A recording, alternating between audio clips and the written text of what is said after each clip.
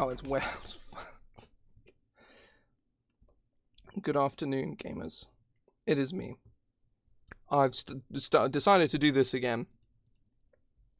Because, well, I got a lot of work done yesterday, and I want to get more work done. Oh, let me clear my throat.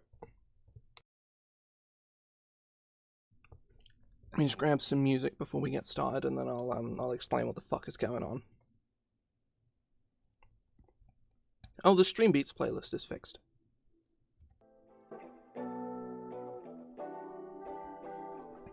Okay, so nice. But yeah, this is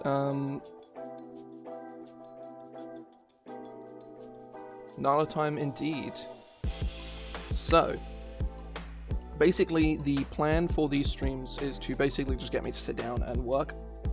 And the way that's, I'm just gonna write about this character. I'm probably gonna do the same thing I did yesterday and not do the statistics on stream, just because I can just sit down and do them in my own time, and it's, you know, it is something that I can bash out in 40 minutes at most.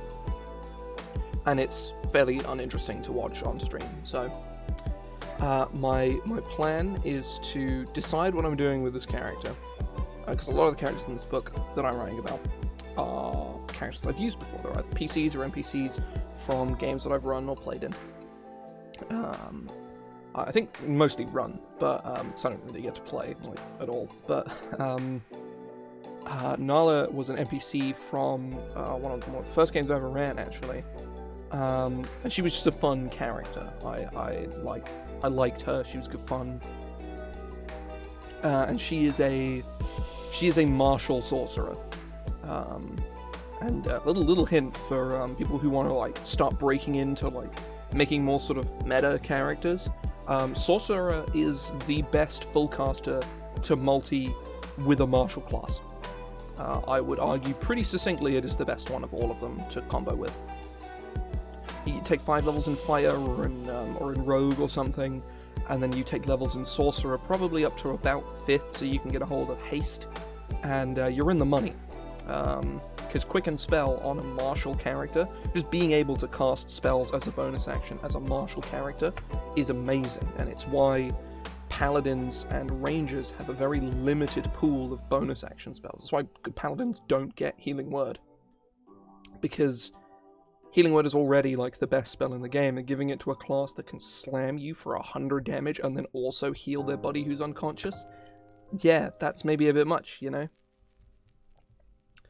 But, regardless, Nala is, so she is a martial sorcerer, and I'm not sure where I want to place her story, because her story is basically that she comes from, poverty, abject poverty, and got herself into a pretty prestigious magic school, and then got herself kicked out of that magic school, for causing problems, you know, for being a bit of a problem child.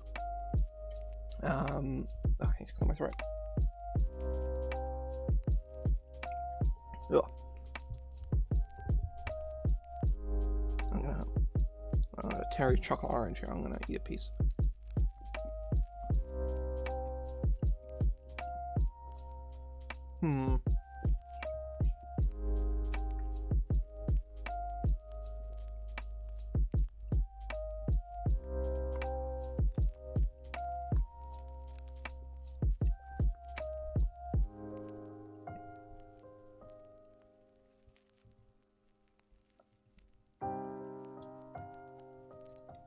So history, I'm going to start bullet pointing stuff.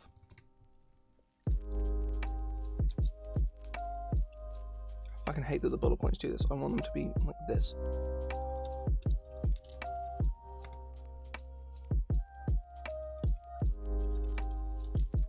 Born into poverty in a big city.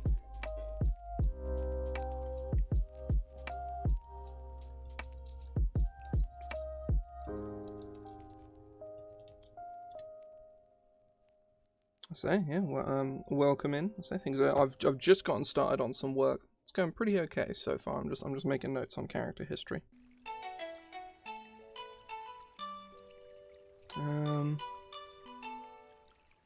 Requirement for necessity.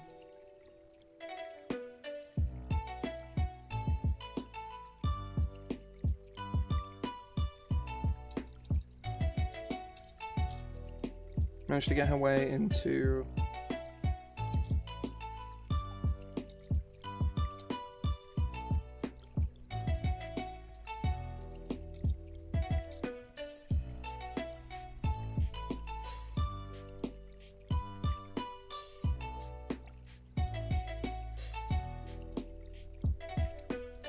became adventurer. Said, fuck it.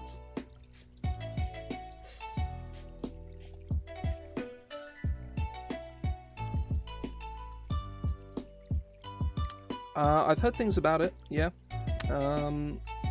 It's not really, like, I haven't really looked into it on, like, a mechanical basis, but,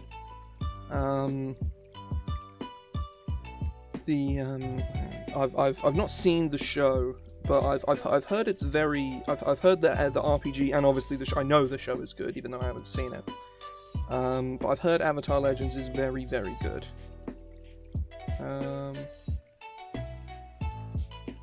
Oh, the Kickstarter isn't done yet? I thought this game was out. Oh, I don't know. I guess I haven't heard about it as well as I thought I had, but... So I thought it was out, but no, the Kickstarter is still ongoing. I've heard it's quite good, from what people have said. It's not my kind of thing, like, at all. Because I like to kit bash stuff in 5e, rather than go out and, like, bother with another system. Because in my experience... playing another system is far more tedious. Oh, the quick... Yes, that was it. Yeah, that's what I must have confused the... Or no, I did confuse the quick start guide with just the whole game being out. I'm not much of a TV person. I'll probably watch it at some point, but yeah, I'm not a TV person, like, at all. A show has to be like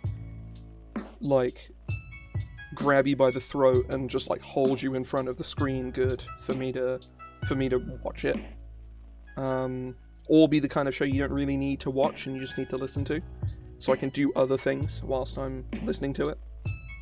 That's how I can watch all of Critical Role, but I can't sit through a single season of any TV show, because you don't need to watch Critical Role at all. You can listen to it and the experience is fundamentally the same. Like it's like I'll have the YouTube video on the side, but I won't be like watching it. I'll be doing something else and be kind of glancing between the two. But yeah, I'm in my experience, playing for me at least, playing a new system is much less fun and much more tedious than just kit bashing stuff in 5e, because kit bashing in 5e is fun, and I like the system like a lot. And I personally don't see the point in potentially wasting my time with a system I'm just not going to enjoy. Because I might like it, but I won't like it as much as just kit bashing something in 5e. There's probably limits to it, but I've not had any interest in running games that would push those limits yet. I don't really want to run any, like, spacefaring, like, spaceship battle games that 5e just doesn't really support. I could... without significant retooling, it can't support it. But 5e can do everything. It can't specialize into things all too well, but most other systems are capable of doing one thing and nothing else, whereas or a small smattering of things and nothing else, whereas 5e can do more or less everything to a reasonable degree of to an extent of at least of it just not being bad, as long as you know the person doing all the kit bashing is in any way competent. And I would consider myself borderline competent, you know?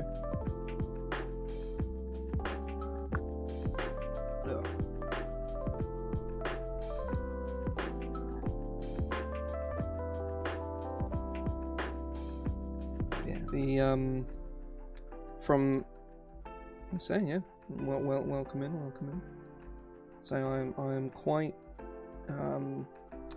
it's what the fuck was I?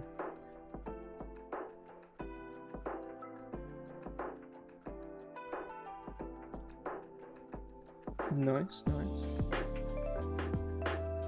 I find that bolting stuff on from other systems tends not to work very well. Some things port over quite nicely, but they always need some retooling. You get like but I see what you mean. Yeah, like my thing is one of the things I desperately want to do in the future is make a. It's not really. It's not cyberpunk at all because I don't like the traditional like punk aesthetic at all. I kind of want to do almost like almost like 80s synthwave kind of sci-fi. You know, something like a game that looks like a vaporwave album cover. And I want to build it. Yeah, it's the opposite of Shadowrun on like a visual basis, like the exact opposite. Bright blue, pink, and green, and yellow instead of dark black and blue.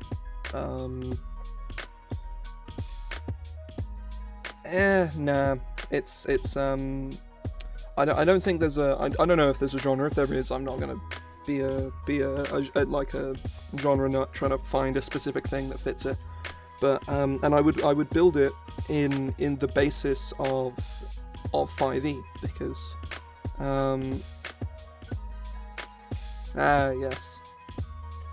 Now I have a name for it, but I'm not gonna say it because it's so good. Someone's gonna fucking steal it. I know it.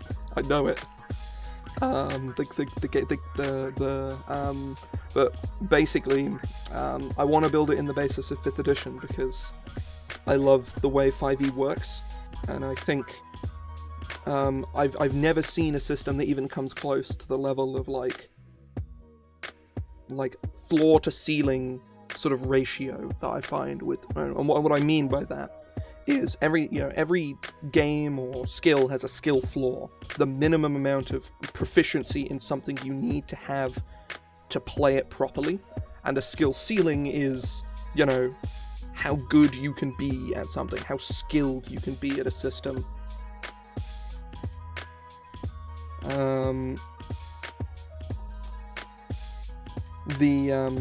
Oh yeah, stuff is meant to be stolen, but I'm talking about the name of the game that I would want to write and publish. That's different. But, so, 5th edition by RPG standards is pretty middle of the road with its skill floor. You don't, it's not anyone can play 5th edition. It's not something you can learn in 10 minutes, but it isn't hard either. 5th edition's main sort of point of its learning curve is defined by the people you play the game with.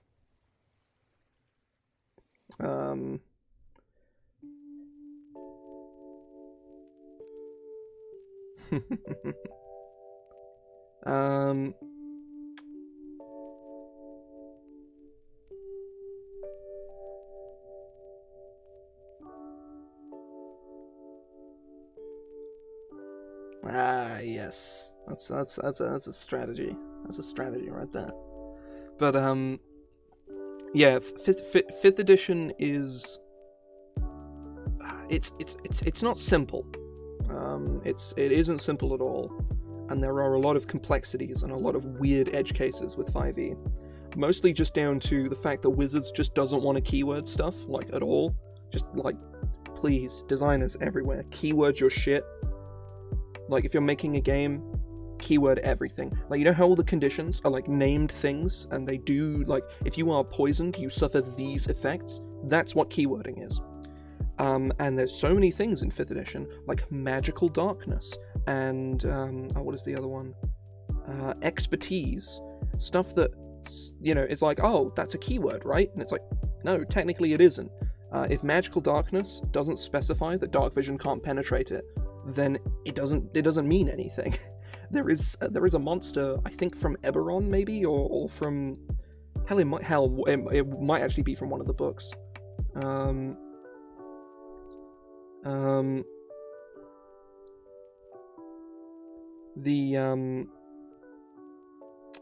God, lost my fucking train of thought. Fucking brain train.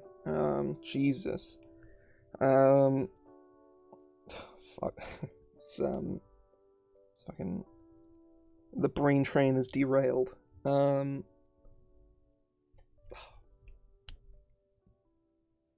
Keywords your shit, basically, was what I was trying to say. But 5e is not all that hard to learn.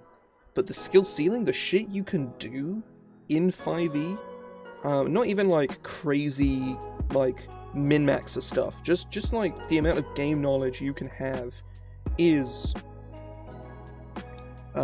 insane.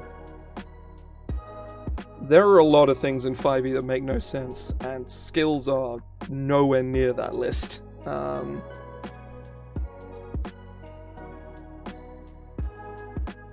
Yeah, sure thing. Drop it in. I'll take a look in a sec.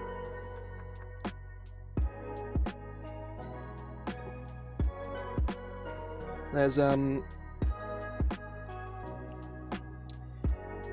yeah, I'm a big fan of 5e because I can, certainly with my experience and my sort of, fairly above average game knowledge, I'm not like the apex of game knowledge, but not by any stretch. Like, I know people who are, and the kind of shit that they do.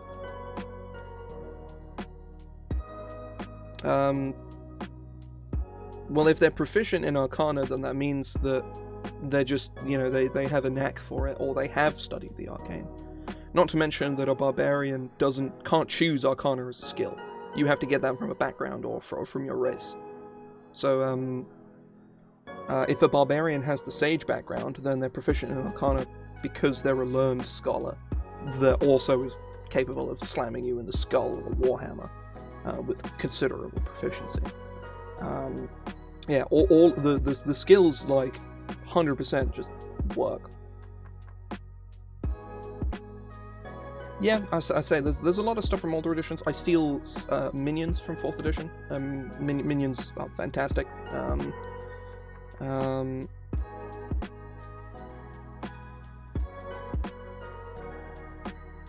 I mean, yeah, you have a bonus to the you have a bonus based on your intelligence. But if your barbarian is intelligent, then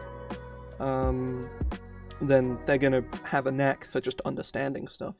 And if you think it's something a character couldn't feasibly know without being proficient in Arcana, then you can just refuse them the roll. That's the character. The player doesn't get to choose when they make a roll. The DM can decide. They can ask to make a roll, and the DM can say no. But yeah, I say a lot of those like weird edge cases are entirely DM caveat. Like, if you don't think this barbarian, who just so happens to be reasonably intelligent, would know anything about these magical runes, then you can just say, no, you can't make an Arcana check, because there's no feasible way you would know this information. That is 100% your prerogative to do or to not do as a GM. And that is a core part of the game that a lot of people miss out on, is that saying no is very important to your game. You will have more fun if you say no, sometimes.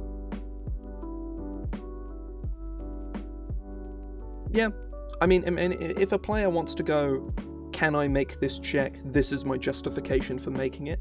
Or, it's an obvious situation where, like, I need to climb this wall. Athletics is what you roll to climb this wall. I roll athletics to climb the wall. That's one thing, is DMs who don't know how the skills work will very frequently ask for completely irrelevant skill checks. They do it based on feeling instead of what they think the skill should mean, as opposed to what it actually means as written in the book.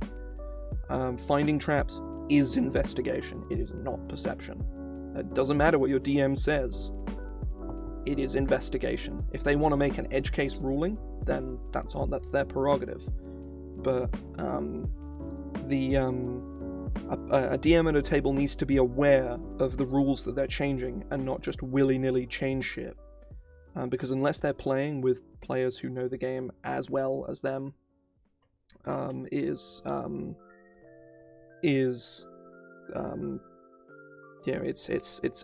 not fun being the player at the table who knows a hell of a lot more about the game than the DM does, and the DM just making really shitty calls.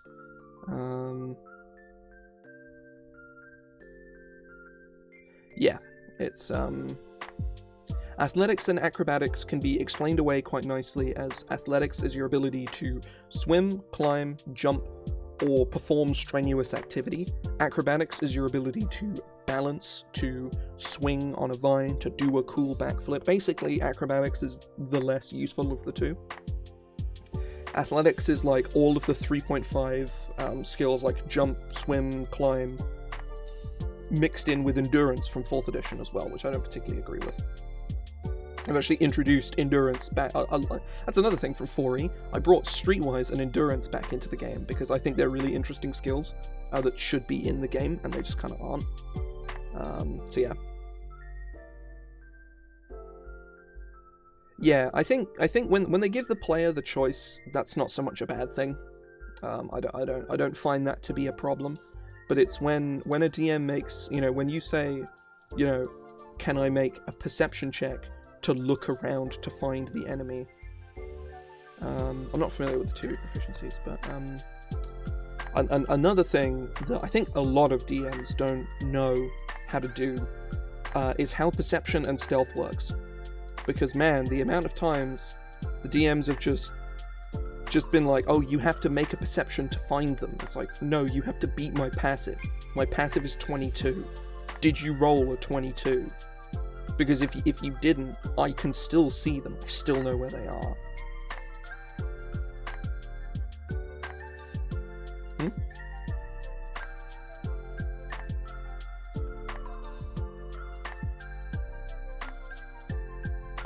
I was saying, what do you mean?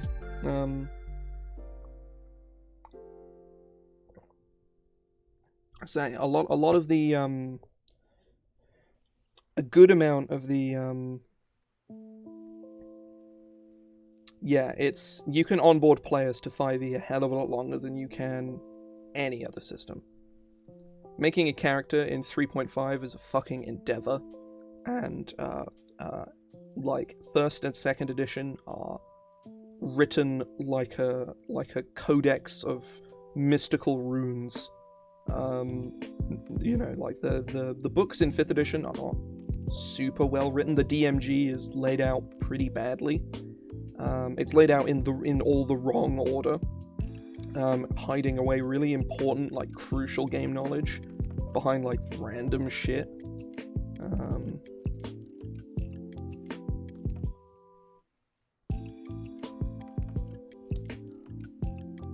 I think it's almost like a bell curve of how good 5e is when you're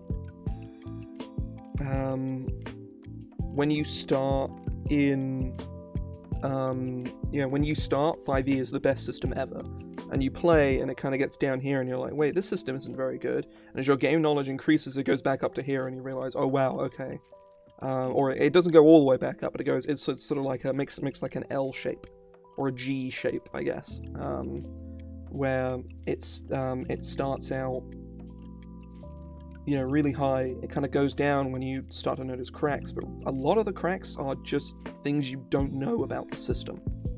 I'll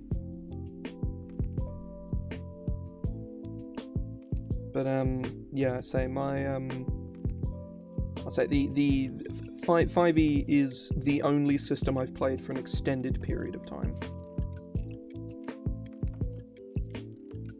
I wouldn't have ever considered a 2nd edition as slow, but I'm not super familiar with it, so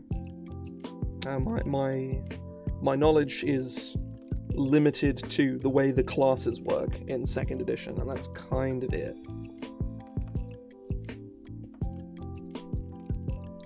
But yeah.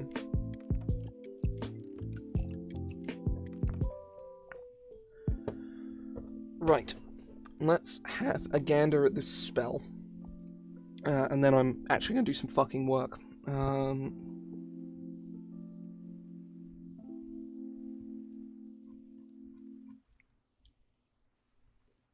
Where is my...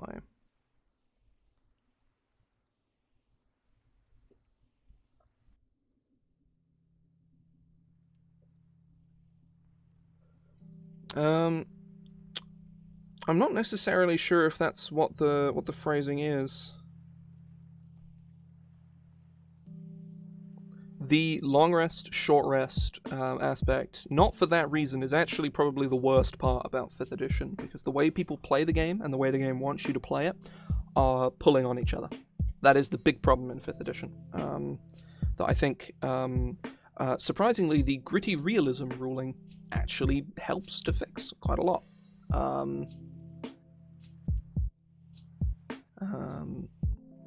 Challenge rating, once you get a feel for eyeballing challenge rating, it's a non-factor. Yeah, I don't use gritty realism, just because I'm not like personally a fan of it, but it does fix the long rest short rest problem of making some classes super OP, because people want to play a 5-minute adventuring day because it's much easier to DM that. It's much easier, and it's generally more fun to DM because it's less prep. I say the I mean, yeah, there are a handful of CRs that are just like completely out of whack, but generally speaking, the CR system is fine. Like, there are some monsters where you just kind of learn, like, yeah, no, this thing's CR is a load of bullshit, or it's entirely dependent on whether your players have magic items or not. Like, a werewolf is CR 3 because it's immune to non-magical bludgeoning, piercing, and slashing damage from non-silvered stuff, and that's literally the only reason. Because everything else they do is just completely fucking irrelevant. Like, they have the damage of, like, a CR 4th creature. They suck. Or I think CR half. I remember doing the math for it once, and it was like nothing.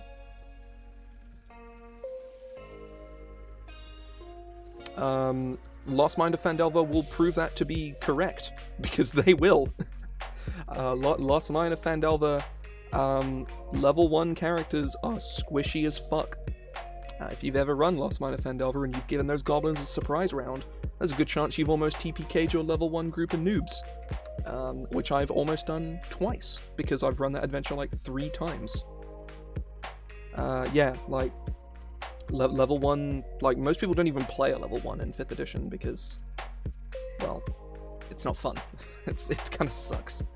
Level 2 onwards is the game picks up a lot more. Hell, I mean, in all the older editions as well, like, you start out with like 5-6 hit points, and most attacks do like 5, 6, 7 damage. You can get fucked up by 1 goblin. Yeah, no, they can. Yeah, so I've got it up here. I'm just finishing the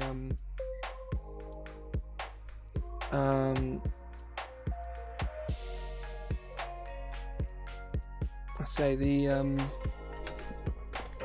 it's adjusting the scene. But yeah, a level 1 fighter can easily one-shot a goblin, but 2 goblins means 2 shortbow attacks, and also goblins can hide as a bonus action and they're pretty good at it too. Which means that they can your fighter just can't see them. Don't know where they are. What are you gonna do? Like, oh, I saw them over there, I guess I'd run over there and still can't fucking see them, so... And then they come out and they shoot you with advantage, and they hit you, and they do 1d6 plus, I think, 2 damage, which averages at about 5. That's about half your health as a level 1 fighter. Or it's just under half. Assuming you have plus 2 con as a fighter, level 1, you can take, on average, 3 shortbow attacks from a goblin.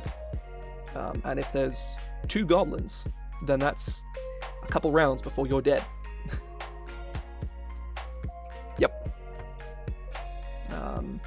Yeah, if it's hell, even without it, like it often comes down to like initiative at level 1, just because like HP is just so low. Where like if a goblin crits you, Your level 1 fighter is probably unconscious on average. Hell, that's generous. Like, most of the classes are,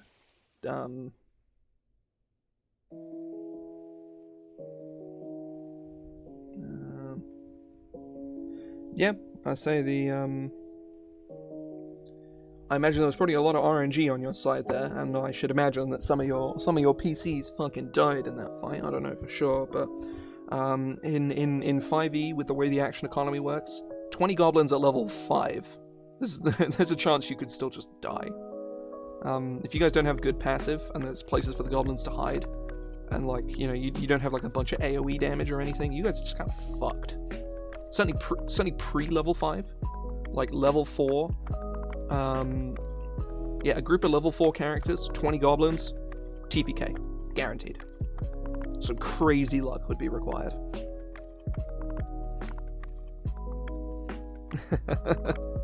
I'll say, nice.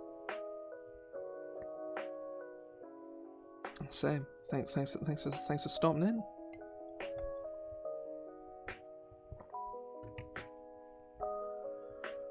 Right, I'm gonna take a look at this spell now. So, consume healing. One reaction should be which you take when a creature in range regains hit points. You eventually consume the creature's healing factor. That doesn't necessarily make sense. Forcing them to make a Constitution saving throw. On a failed save, they receive no healing from the source and cannot regain hit points for the duration. On a success, receive half as much healing from the source and the spell ends. At the end of each of the creature's turns, they can turn others.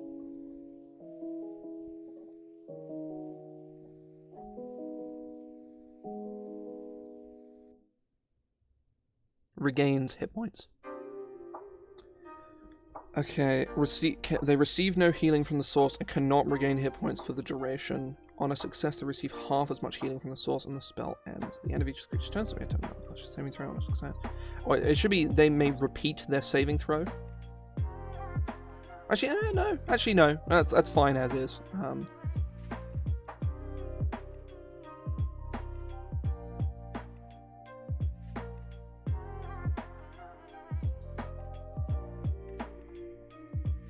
So I'm not familiar with the, like, I assume it's in Hampton, but otherwise that's this I think this is fine. Yeah, say it sounds like a place that's near London, but yeah, this bit here is weird.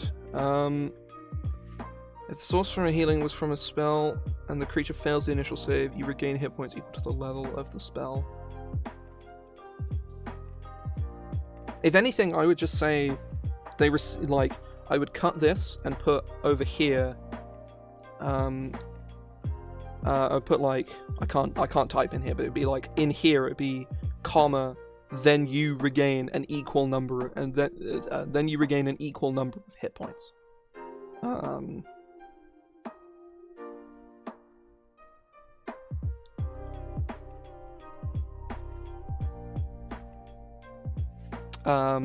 Yeah, this turns that off as well. No, I'd say I would in here, up over here. Like, if they fail the save, you take the healing off them. Yeah, I think power-wise, this is yeah, I'd say this would be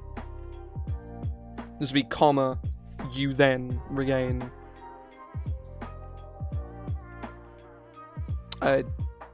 It would be when a creature within range regains hit points, so it would trigger.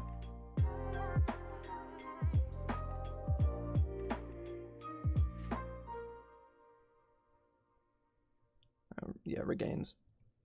On a failed save, they receive no healing resource and cannot regain hit points for the duration, comma, you then regain an equal number of hit points, full stop.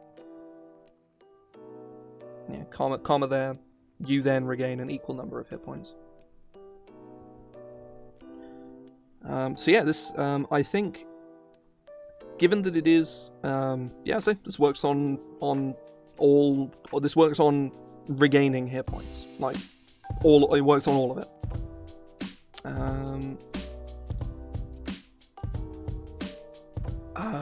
So, yeah, I think this is a fairly low power for a spell.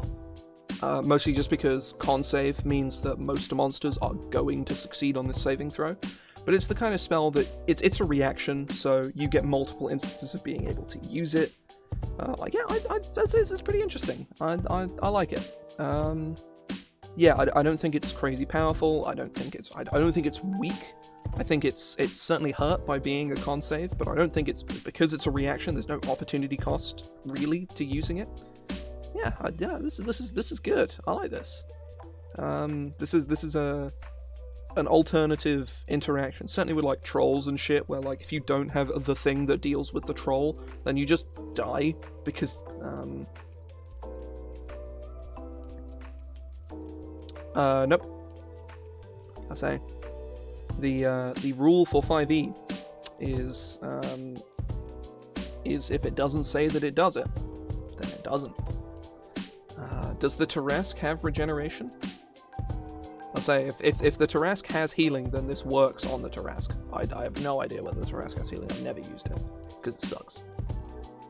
It doesn't have regeneration, so... Oh, thanks for the follow. I'll say, looking at the Tarrasque... Yeah, no, it doesn't have any.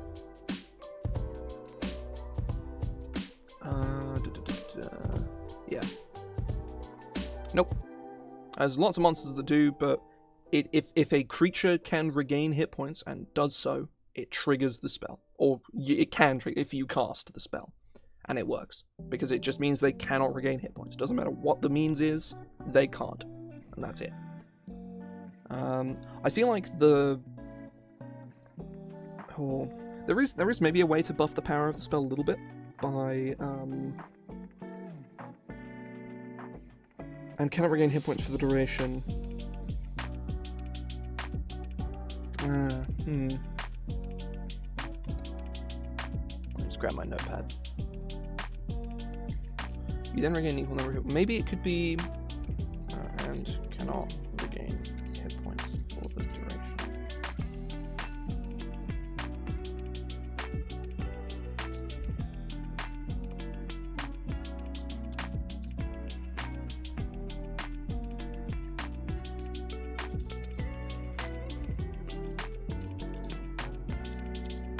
Actually, no. I know. I think it's fine as is. I think this works. I think it's of reasonable power. I don't think it's particularly good. I don't think it's bad, like power wise. Yeah, like in a monster with like big scary regeneration or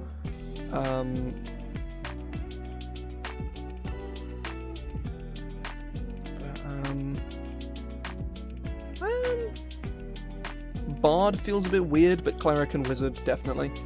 Like, it's a Necromancy spell, Necromancer Wizard pick it up.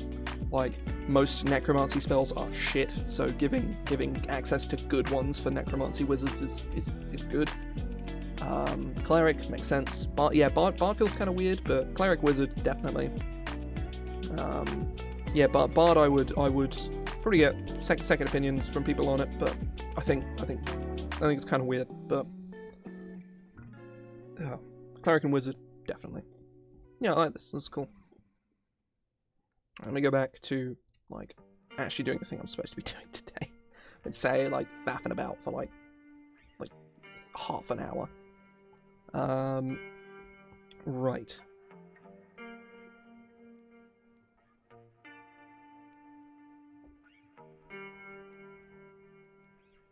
Yes. Just saw I try to make sure all of my like bot messages and things on my Twitch page are as tongue-in-cheek as possible, because I don't take any of this seriously at all. I'm sure I've driven away enough people by my single chat rule just being "don't be a cunt" that shows up every single time someone joins the fucking chat. They have to, they got to click in chat and just "don't be a cunt." I just thought that was funny, and I thought like as past tense. I still think that's pretty funny. But whatever.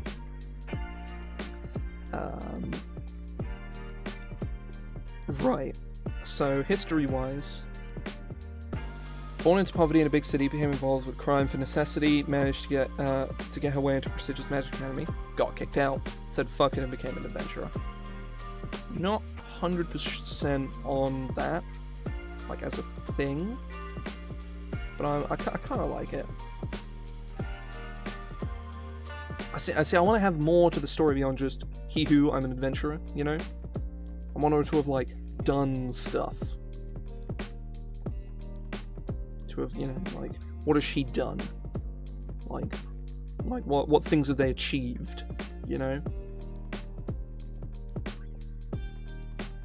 But I think we'll get to that later. For now, I'm gonna lead with this. You know what, actually, no, fuck it. I'm just going to start writing the history and see where I get to. Because that's usually the hardest part.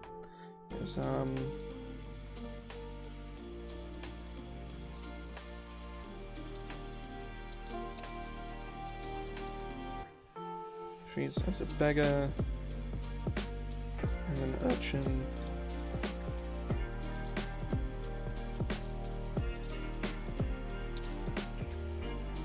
Personal knowledge.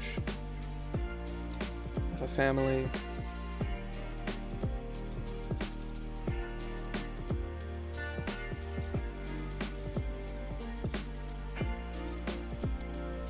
It doesn't much care to look into it.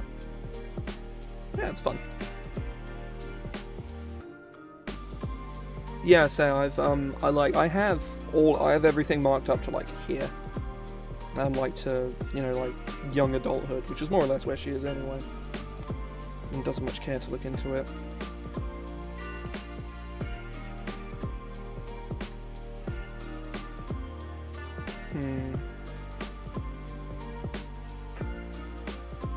Oh.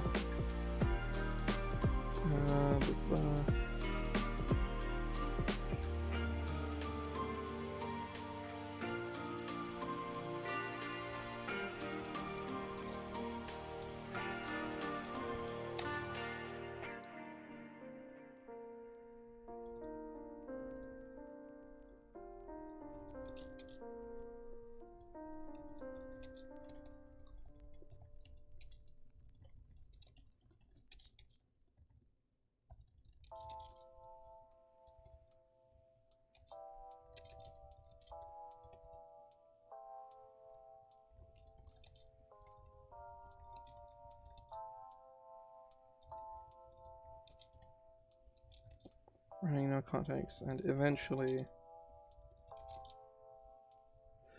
she is a sorcerer, is her, I think I need to tie that in here somewhere, but, that's the, and eventually...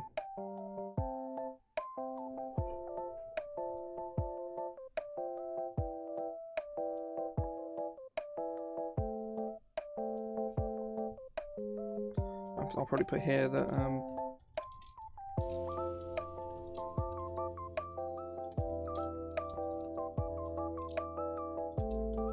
so from a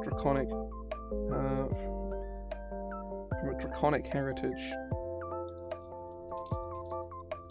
but a little more beyond that, and eventually becoming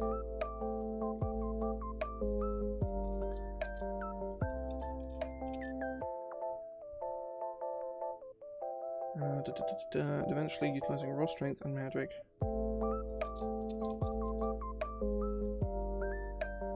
to act.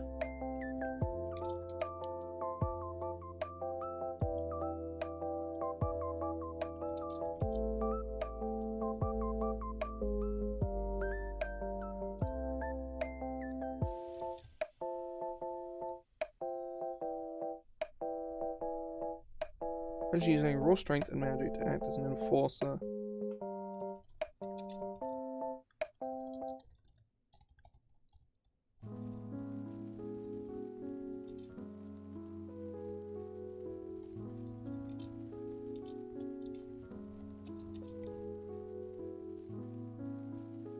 Throughout her, no, that feels weird. I just put various criminal leaders. It's just unnecessary extra words.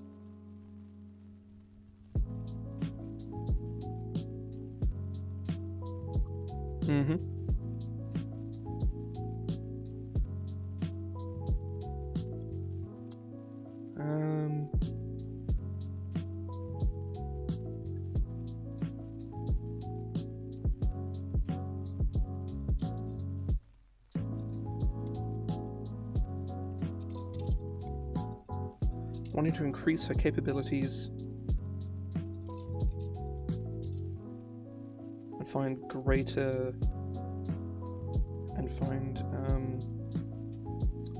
and reach greater heights.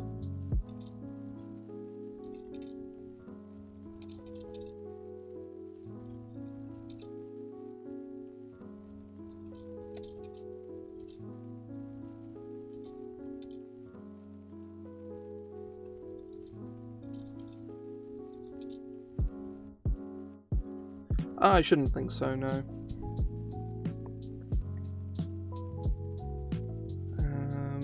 Because usually with draconic sorcerers, they're so far down, like, or just with sorcerers who are based on like lineage, they're so far down like the tree that there's a good chance that dragon isn't even alive anymore. Not because dragons die of old age, but because dragons are dragons are dragons. They don't care.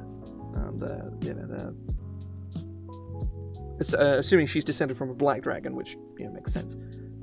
She would, black dragons, pretty evil, and would thus, the dragon's probably dead. Is my thought, but realistically, I could put it in one of the quest prompts. That could be interesting. To enroll as a enroll.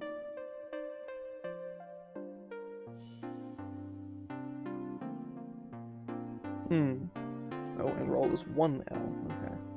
Enroll as a prestigious magical college or university? University.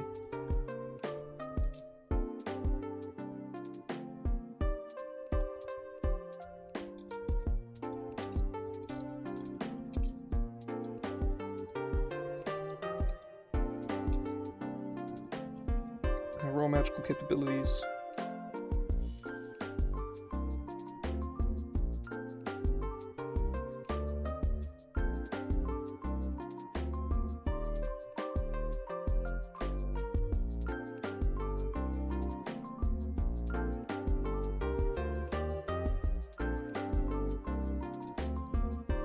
Roll magical capabilities.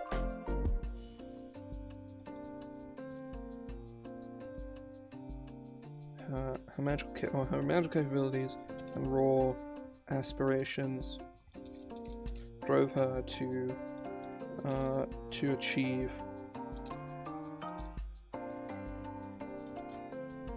Yeah, it's my thought is that she's not successful in school.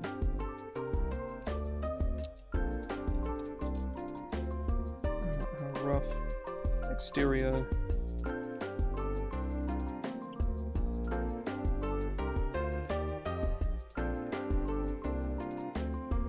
I'm trying to think of a word to describe her personality.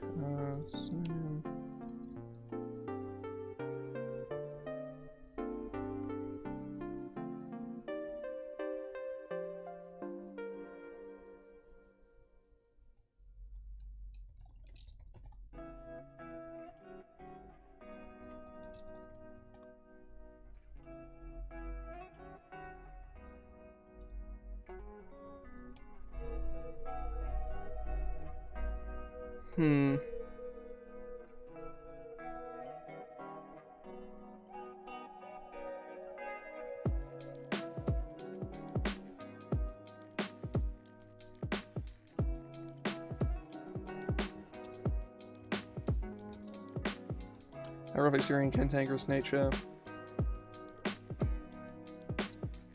A rough exterior and cantankerous nature. Few friends and many enemies.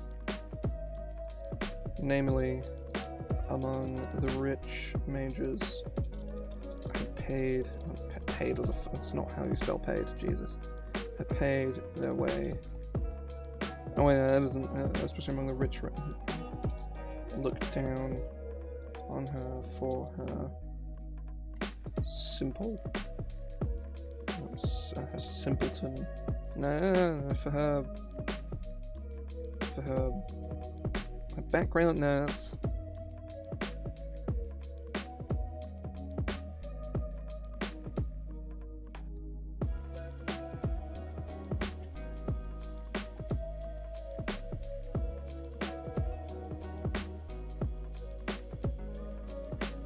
Yeah, I'll just put upbringing. I think is probably the way to go.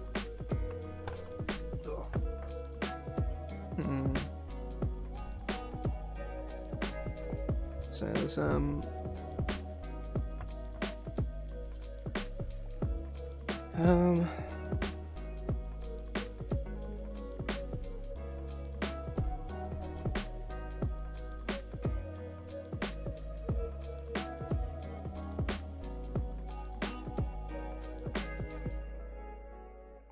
yeah, more or less. I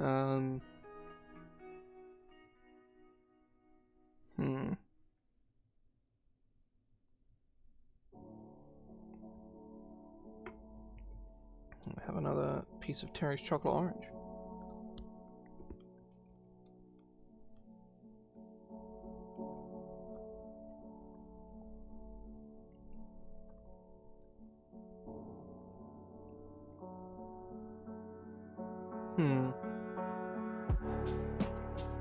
Also gonna have a drink of some water.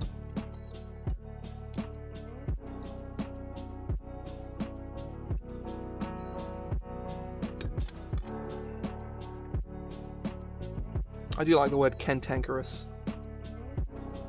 It's a good time.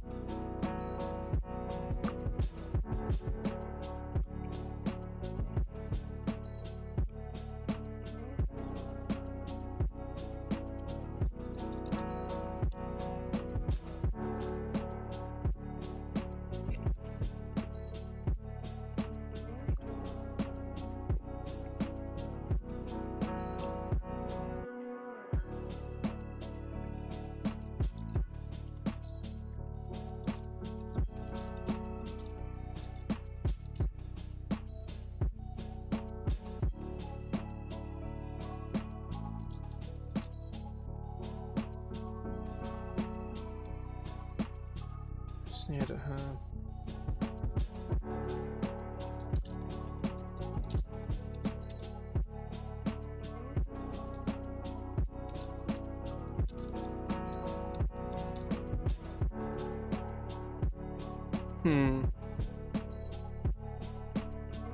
See, the history section is generally, I want to try and keep it short. And for those who were here yesterday, I definitely failed to do that. It was obscenely long.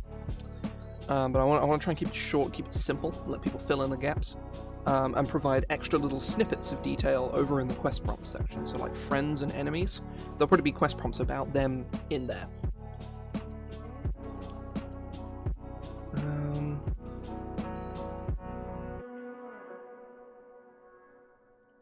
Who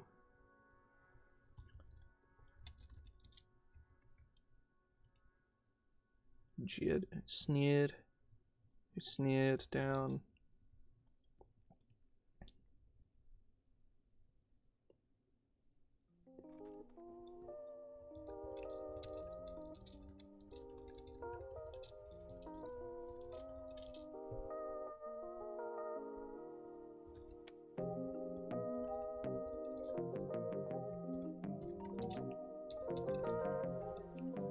And she beat a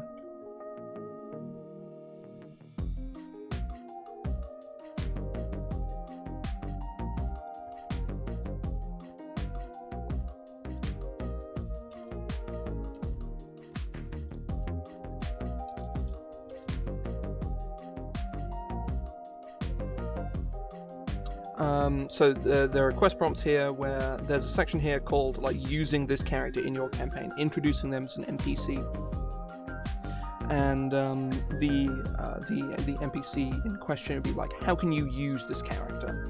And the quest prompts provide just a piece of inspiration.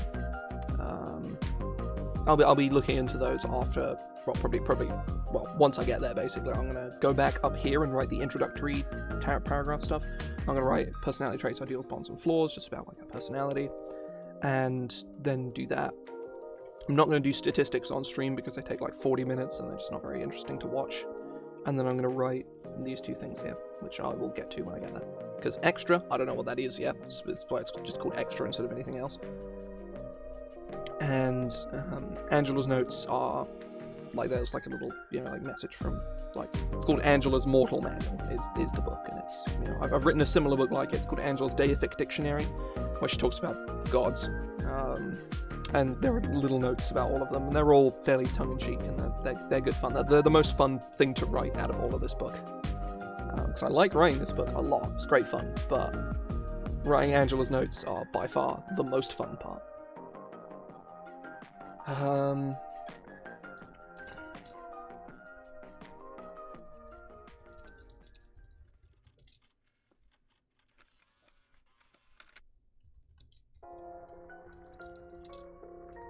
For attempting to blackmail, for attempting...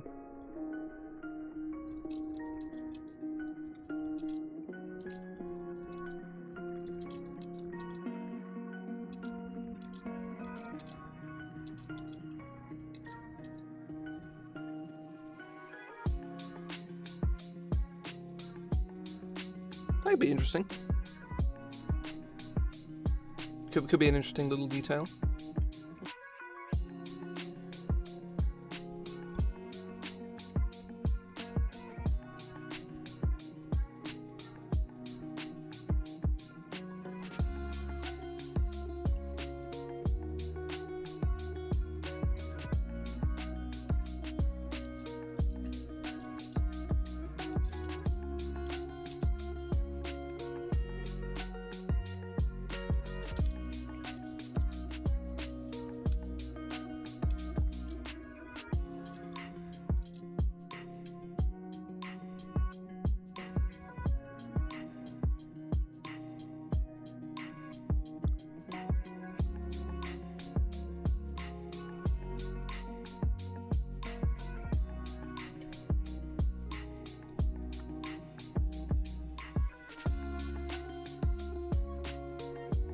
That's interesting.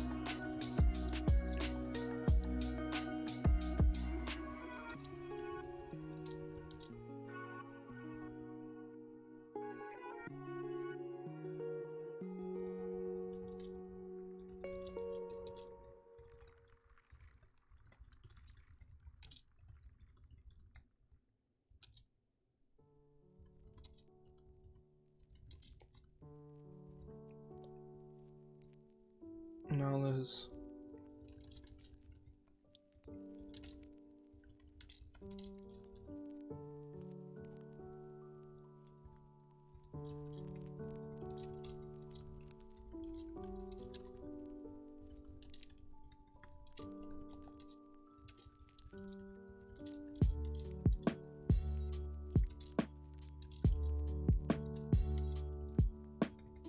pack our bags and hit the road.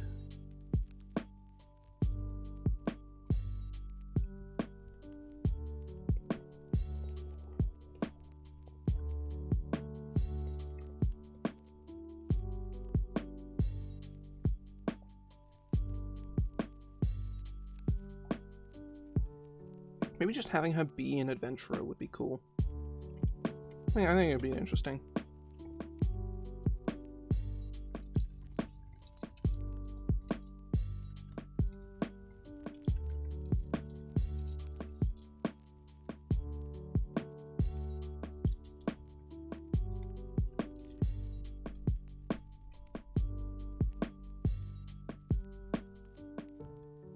See, I think her I think she's given her personality, she's the kind of person that would say, like, I don't really care where she doesn't care where she came from.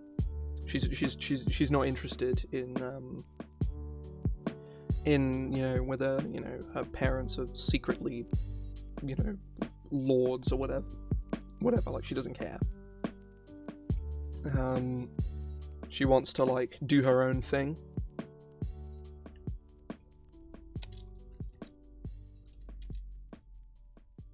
And are living from the adventuring life.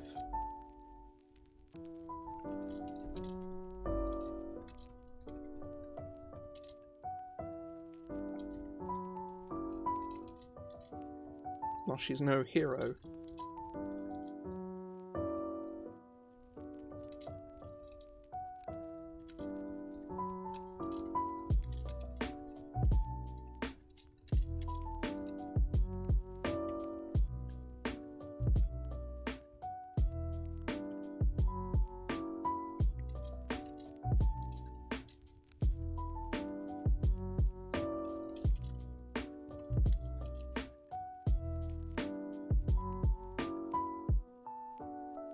Might be interesting, yeah.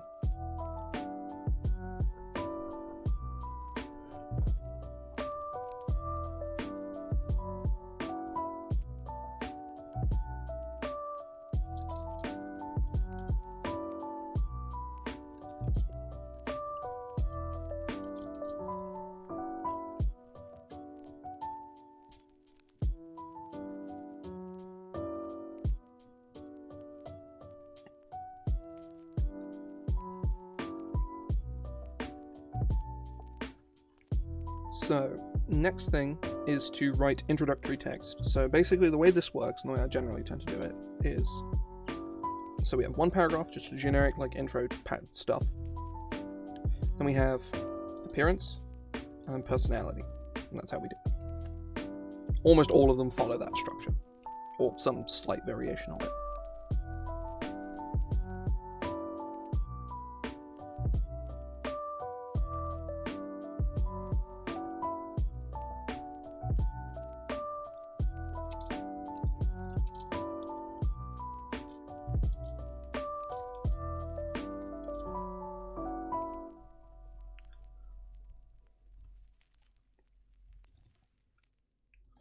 Always looking for mercenary work.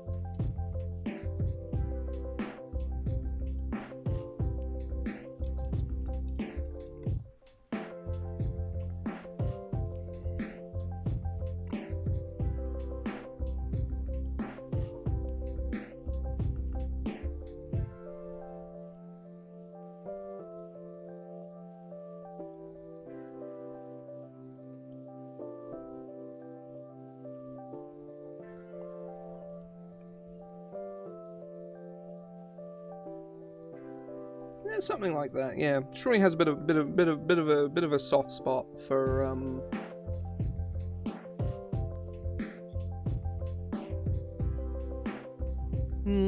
kinda.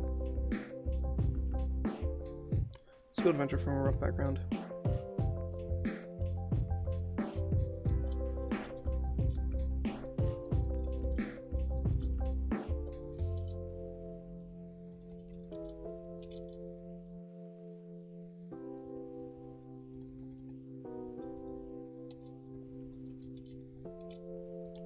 Prolific student of magic.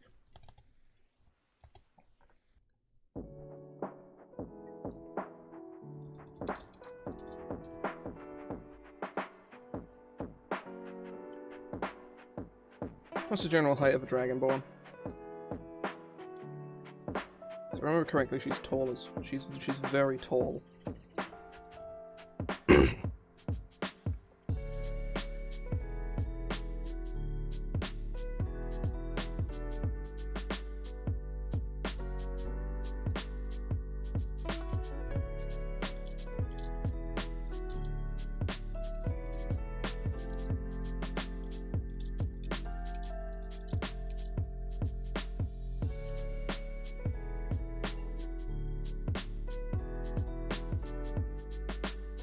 Yeah. I would imagine you basically just take a human and then scale them up by a foot. So like for a dragonborn, you know, for humans, 5 feet is short.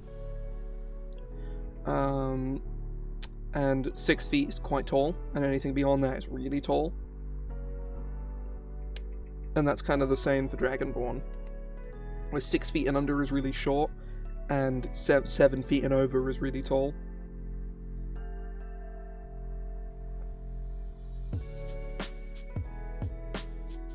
Imagine just over, if she's like especially tall. So I was standing over 7 feet tall with a muscular physique. There we go.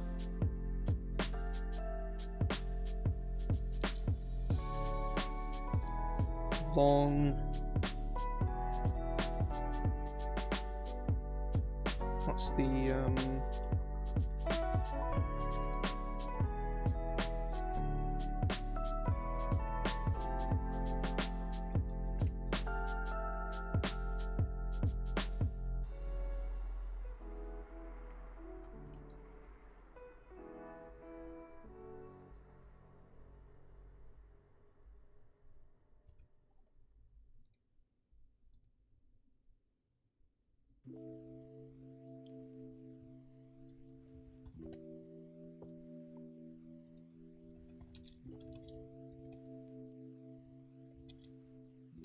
jut from the side of her,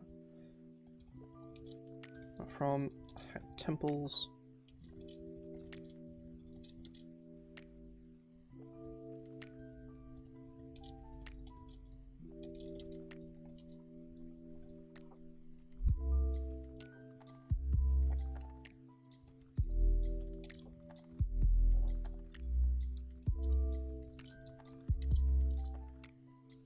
Tinged with blue.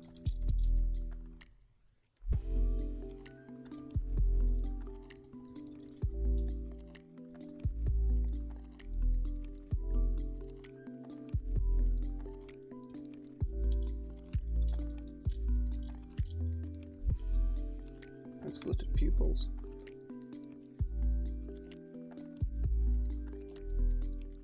Yeah, I mean they're plus 2 strength.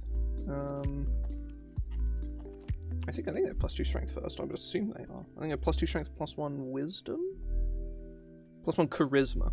Because yeah, dragons. That makes sense. Dragons are like secondary. Well, they're secondary in con because they're fucking massive, but they're tertiary in charisma at least.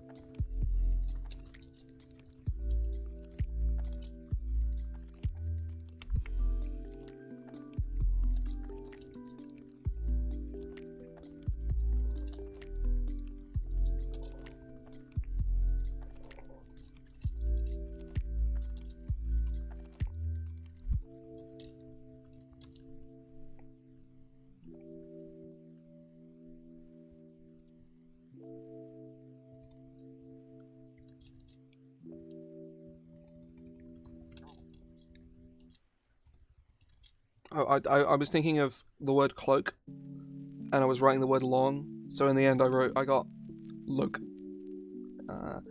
A long lilac cloak. This is this here.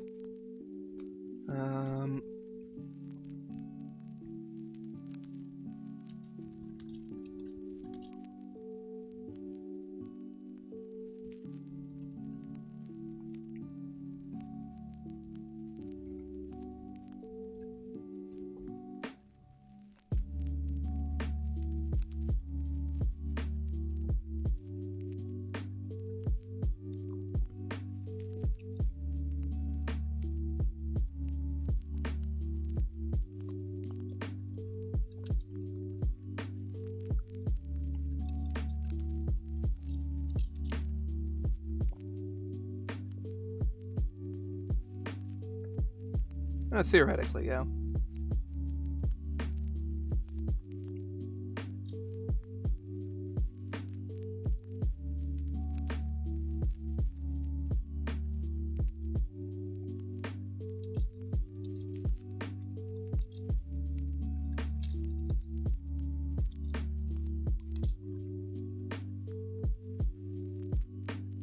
So yeah, thanks for stopping by.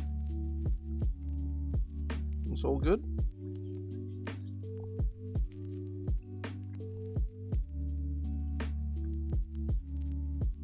I'd like to be doing a whole bunch more of these until this book is done. I do like proper homebrew streams on a Monday. Currently finishing up my Mystic redesign, which is good fun. It's very nearly finished. Very happy with how it's turning out. Or turned out, I guess. A loud, boisterous personality. On the exterior, no, there's a somewhat abrasive woman with a loud, boisterous personality.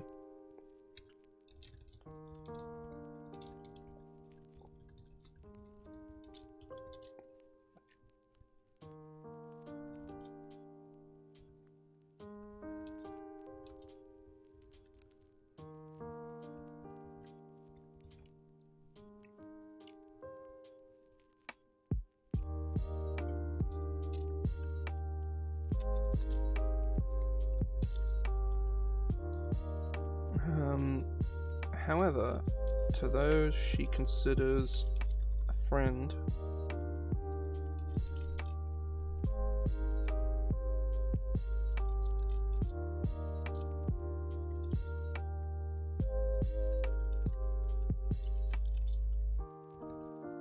in a very protective nature. Genuine affection, a very protective nature. Yeah, that's cool. I like that. Happy with that. I'm happy with that. I'm probably going to take a quick break there because I want to go use the loo. I'll probably be sort of 5 minutes or so. And when I get back, we're going to move on to the traits, and then we're going to write all of this. Yeah, she's like your imagine if you had an older sister, or well, for those of you who do have an older sister, you don't need to imagine, or an older sister who fits the description I'm about to say. Sort of an older sister who's kind of an asshole. Is kind of like a dick to you specifically, and just kind of in general. But you know, when you're like actively having a bad time, it's the ribbing and the dickish behavior kind of stops, and it's like no, I'm gonna remind you that I actually care about you. I'm still gonna, you know, I'm still gonna be a dick to you, but also, you know, I do actually care. So it's all good. I say that like I have an older sister that meets that description, but I don't. But I think for anyone, you know, I think we can all kind of imagine it though, right? That's kind of like the vibe, generally speaking, anyway. But yeah, basically afterwards we're gonna be doing a personality trait.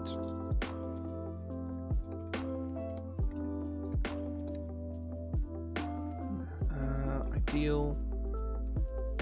Bond. Floor. But yeah, I'm gonna go use the loo. I'll be back in about 5 minutes. People need to head off. That's all good. Thanks for sticking about. Yeah. But yeah, so folks need to head off. That's all good. Thanks for stopping by. I'll be back in about 5 minutes or so. See you in a minute. I guess I can't because Streamlabs is just frozen on me. There we go, now I can. It wouldn't let me scroll up. Okay, I'll see you guys in a minute.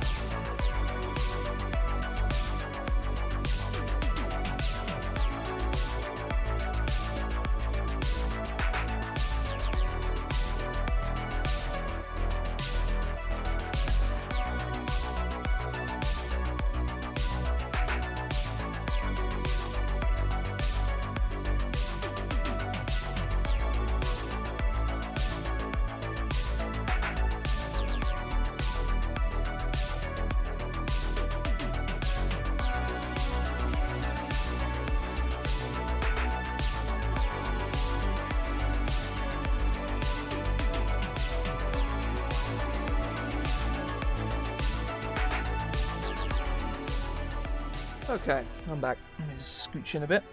Ugh. There we go. So we've done the hard part, which is writing the history. Everything else from here is, it's not exactly like smooth sailing, but like it's, you know, it's much easier to do.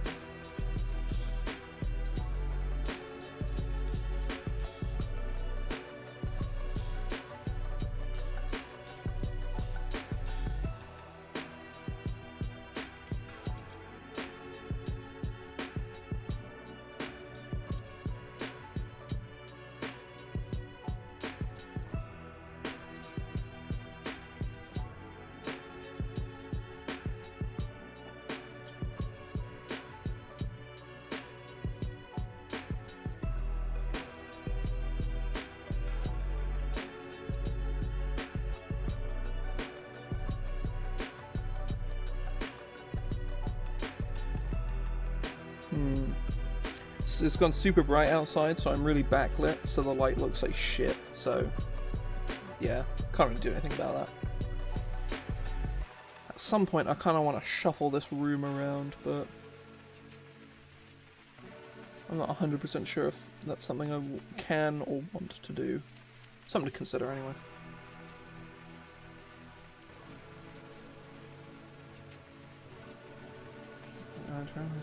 Channels her emotion into...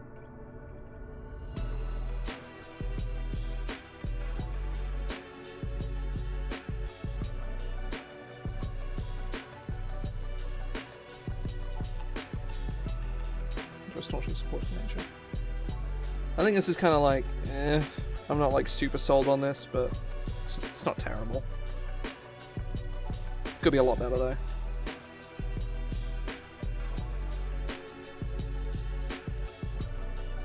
That's an obvious flaw. Ideal is...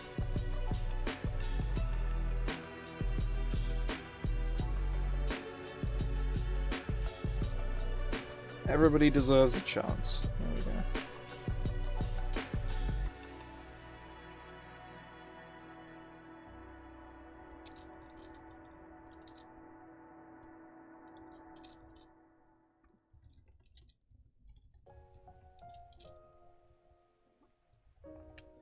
To achieve greatness for my art, I want to...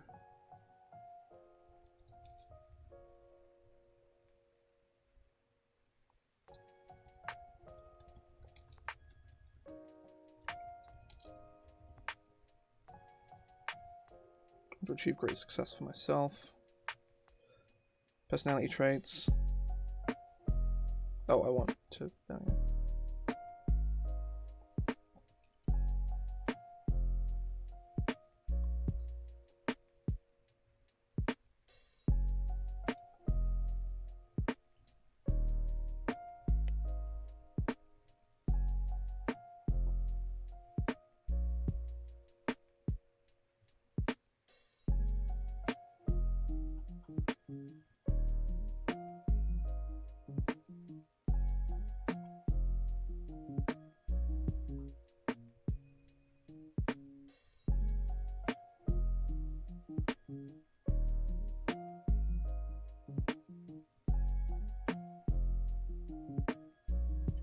Make a good time, I think.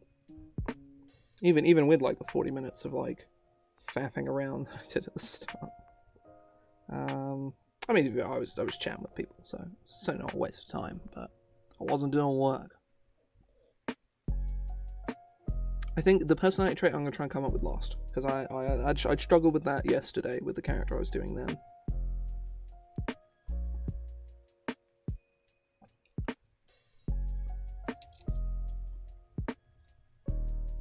There's a mercenary for coin.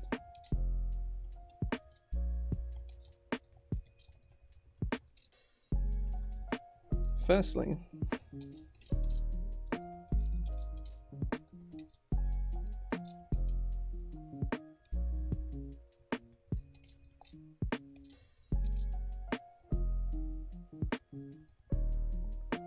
battle in there.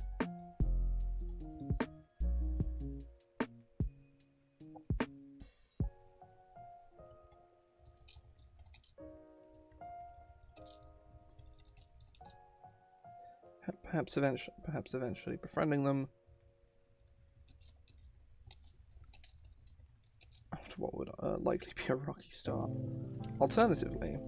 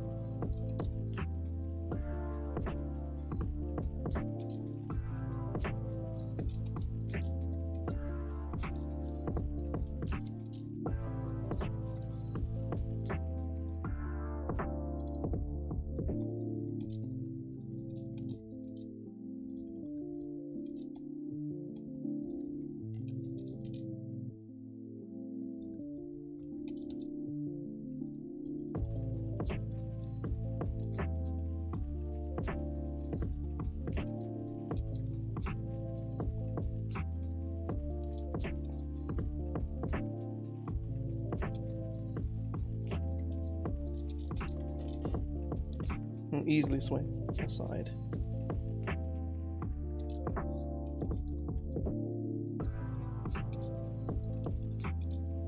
She's a mercenary, not an evil minion.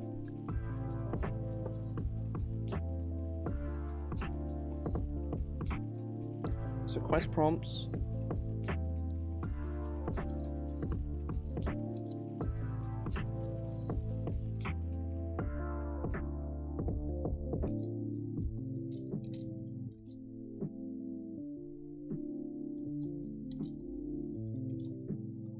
Now a powerful leader.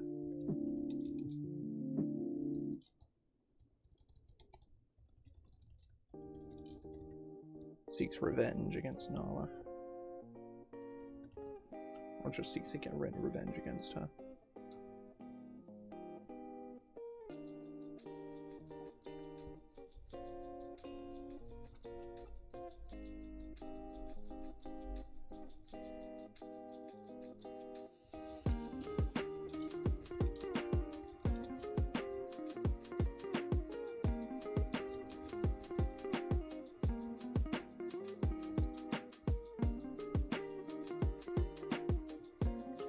I feel like I need to put more justification here, because Nala just, like, beating this guy, like, actively almost to death definitely doesn't paint her in a great light.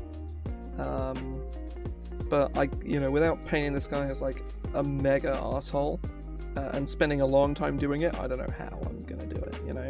I can't dedicate a paragraph to how much of a dick this guy is.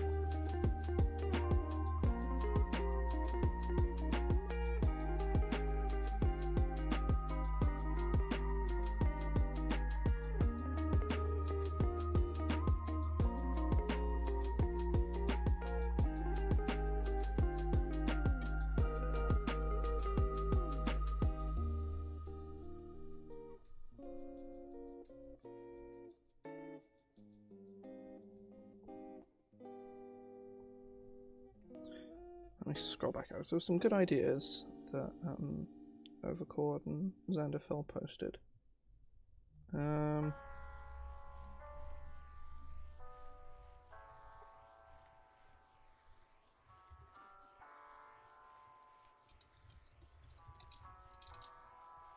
Nala recently won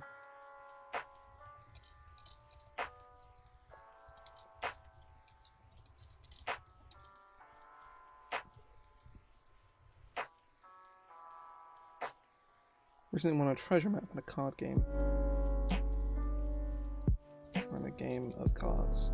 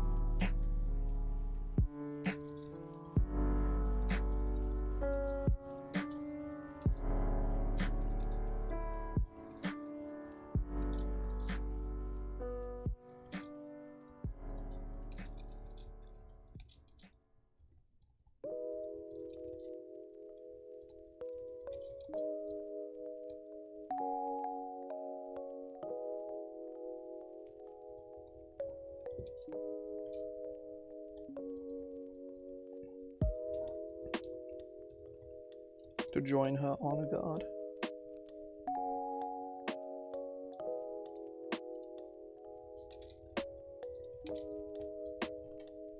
Of considerable power, Nala's distant ancestor. Power and Nala's distant ancestor seeks out those of her lineage to join.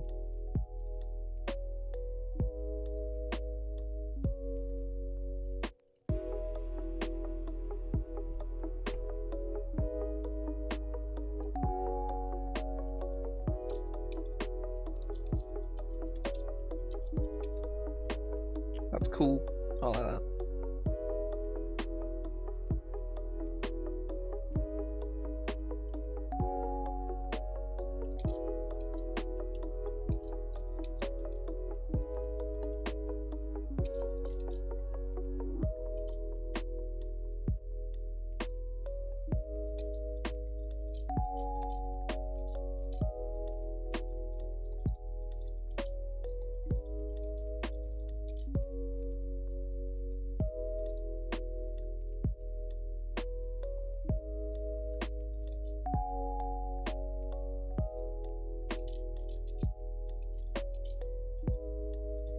Convinced to work for an evil organization.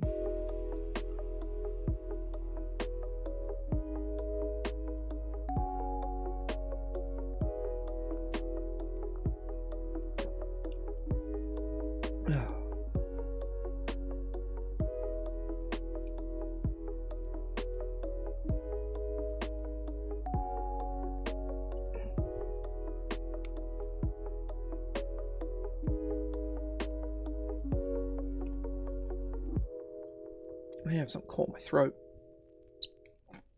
God, it's a horrible feeling that is.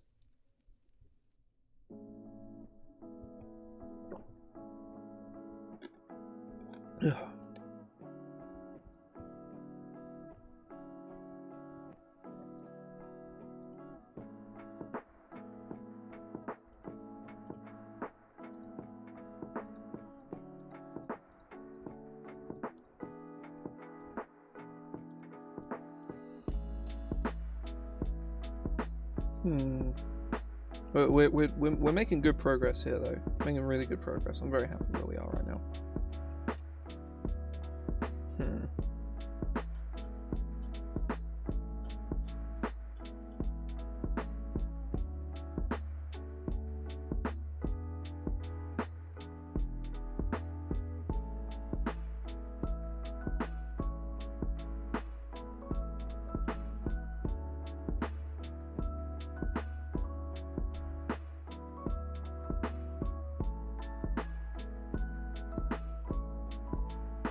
General Kenobi. You are a bold one.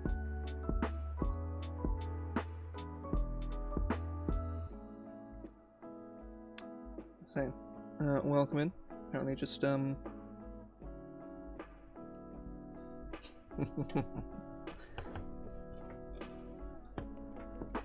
currently just writing up some NPC nonsense for a book I'm working on for the guild.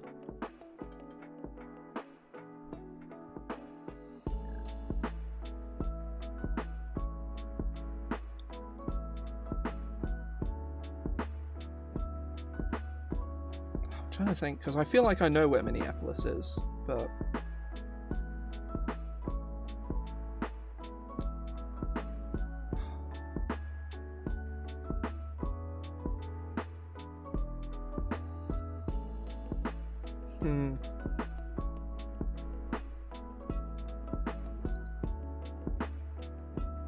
is it?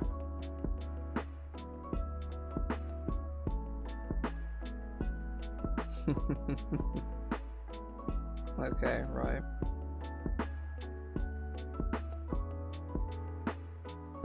I misread it as a typo. I didn't read it aloud in my head. And I was like, oh damn. I whooshed myself. Fuck.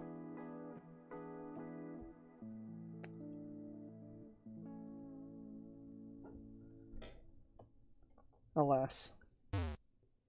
So thank you very much for the follow. I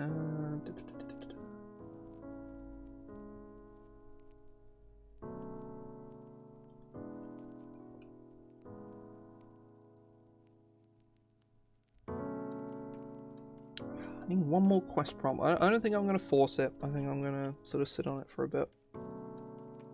Now, my real thing is... what do I put in the extra section? Because, like, for perspective, the extra section is exactly that. There's one or two subsections about the character. For example, one of the characters I did live, I did last week, is Dane the Rider, and he has two extra sections. He has one small section about Scarmillion, which is his horse, and one about his Dane's freedom, about like him trying like leaving his because he works for Asmodeus, him like breaking free of that control. One of the other characters, Dandelion, has details about where she's from, her home, her colony, and another one about her personal goal of what she wants to do. This character, Delzira, who is looking for the person who killed her mother, and the extra section is giving the DM ideas on who that person is.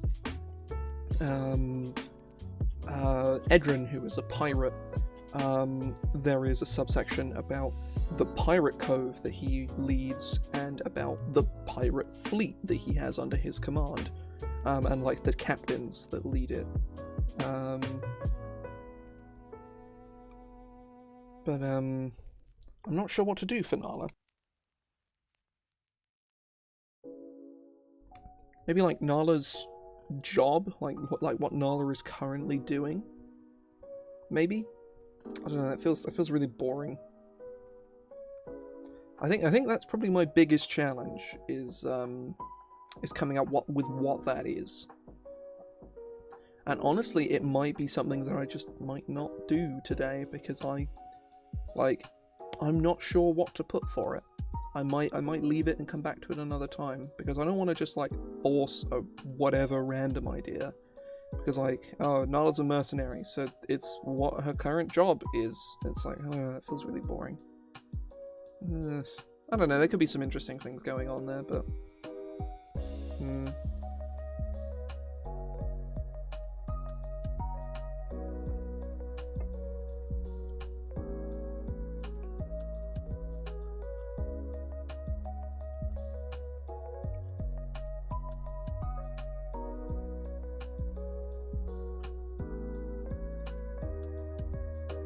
You know what? Actually, no. I am gonna do Nala's job. I think it's more interesting than I gave it credit for. I'm gonna.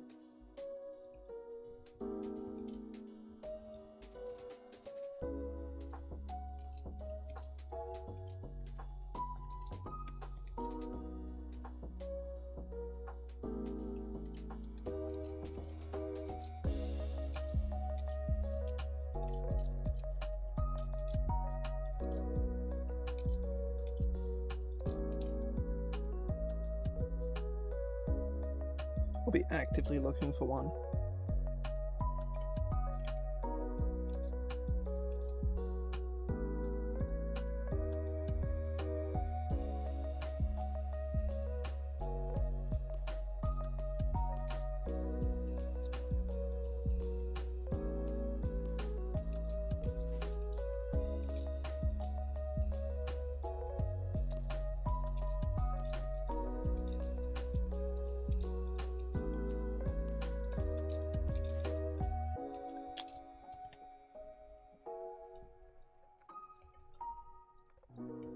Yeah, why not? Let's...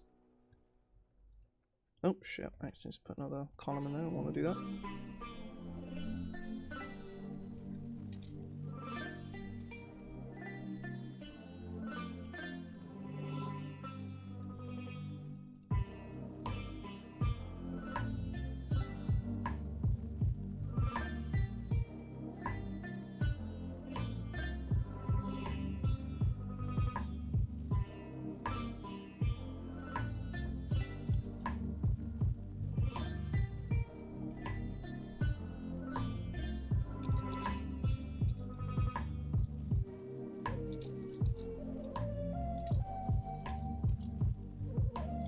Is either actively looking for work or is relaxing for a few weeks before she goes looking.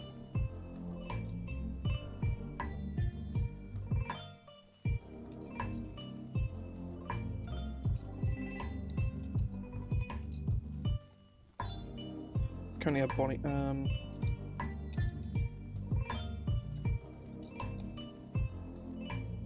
was currently tracking down a kidnapper.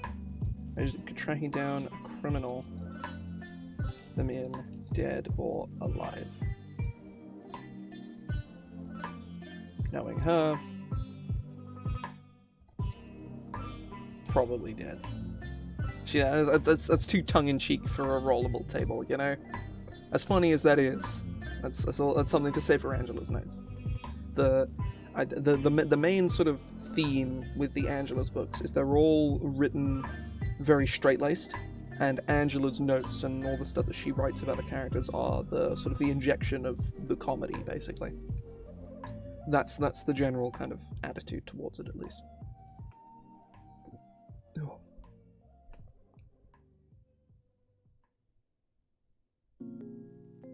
To bring them in, dead or alive.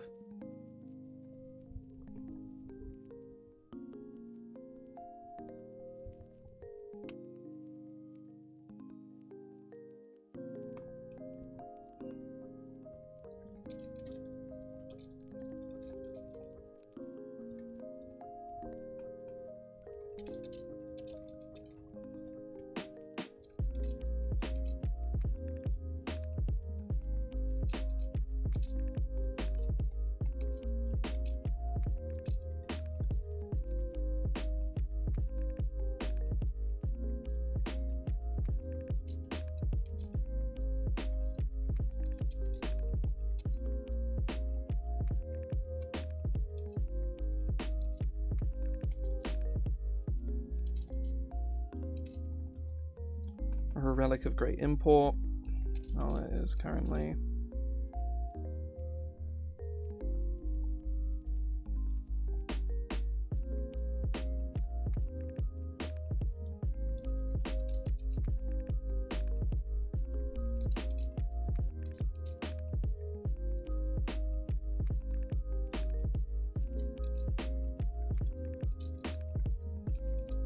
With instruction to clear it out. If anything, that's probably the most common one. That can be 7 to 8 there. That feels appropriate.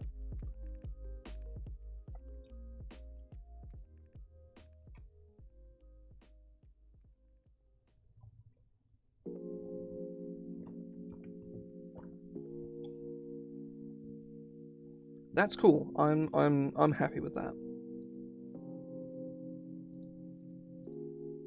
That was a lot more interesting than I expected it to be. I expected that to be like, and kind of suck. But no, that's cool. I'm very happy with that. So I want to come up with this last. Ooh, actually, I got one. Nala's last job went horribly wrong, and her client is after her.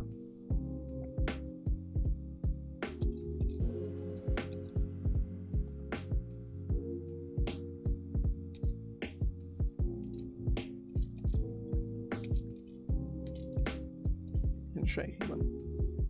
That's cool. I like that.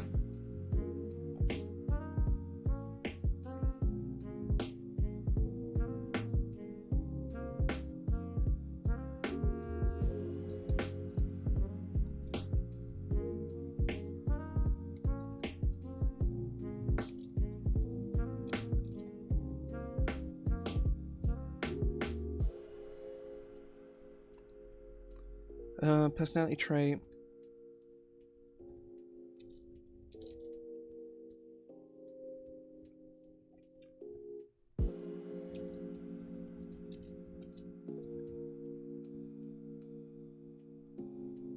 If anything, that feels like a flaw as well, but I feel like it kind of works in both ways, you know.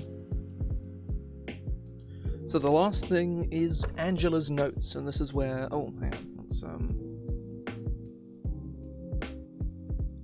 jobs. There we go. So Angela's notes is Angela talking about Nala, like in the first person.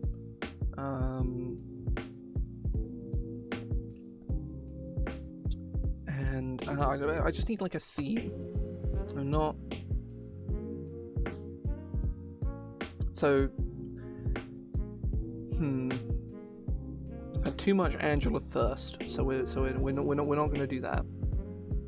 I say too much. It's been 2 out of the several characters, a lot more than 2 characters I've written. But even so, we can't have too much of it, because it's like it loses its comedic appeal after a while, and B, it just gets a bit weird, you know.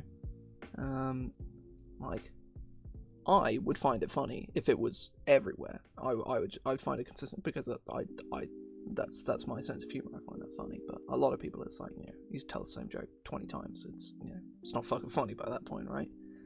Unless you're an idiot like me.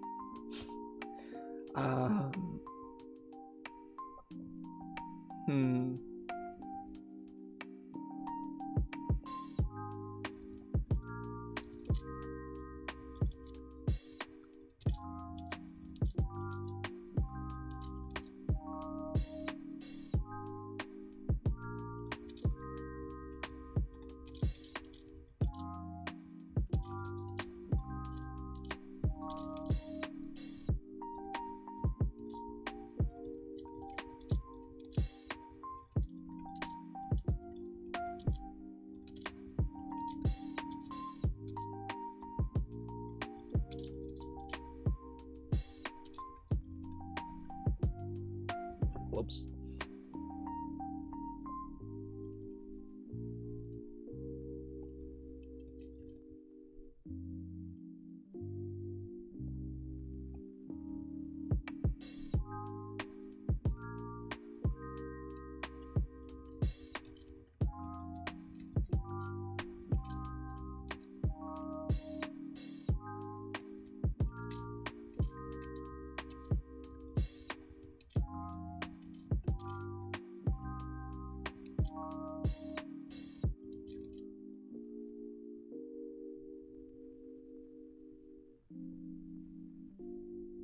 Generally speaking, I'm pretty good at reading people. Let's do their minds. Actually, I don't know where I was going to take that. I just wanted to facilitate the joke, and I didn't have a trajectory for it.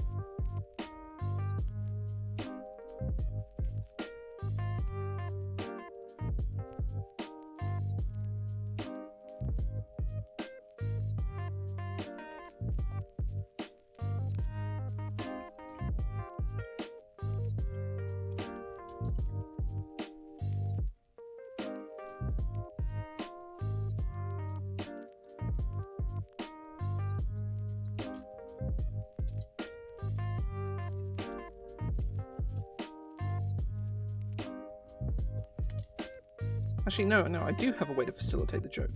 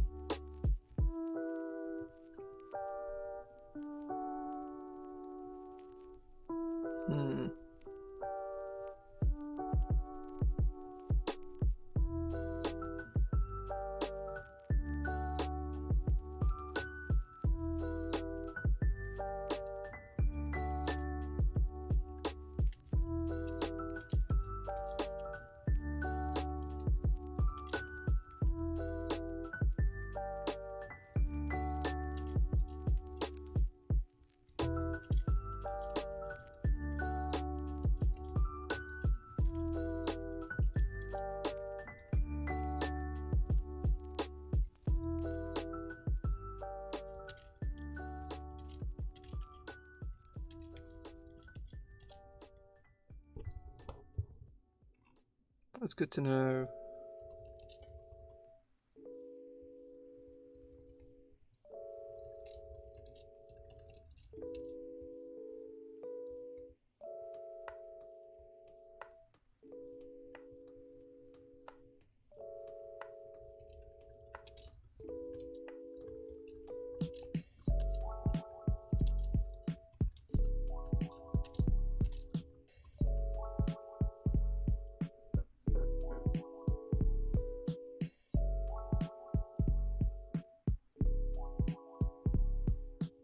That's cool. I like that. It probably needs a little bit of editing to like neaten it up a little bit, but again, that's what, you know, that's what that's for. I said this on stream before. I said it yesterday. I'll say it again in the future.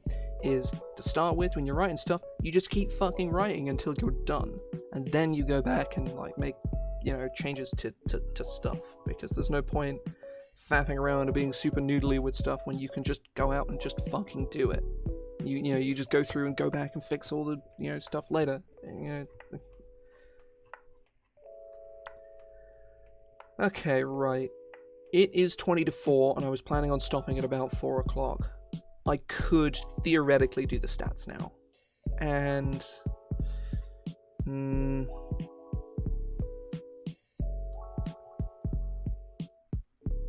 no, I think I will stop there, because I am streaming again tonight, so I kind of want to have a little bit of a longer break.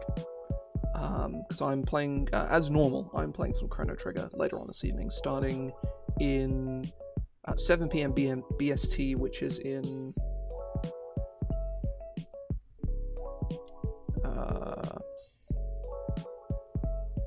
it's about 3.5 hours, give or take. That'll probably be when I'm starting. So yeah, I will probably head off there. But thanks, folks who've joined in, stuck about. Thanks, folks who, you know, participated in chat and all that. There are, you know, if you want to press the buttons, the follows, and the other things, and the, you know, all my D&D stuff, I just posted that in there. Feel free. You don't have to. Like, it's your fucking decision. I ain't gonna be mad if you don't. Not that I'm even gonna notice. But either way, there's a dog outside whining.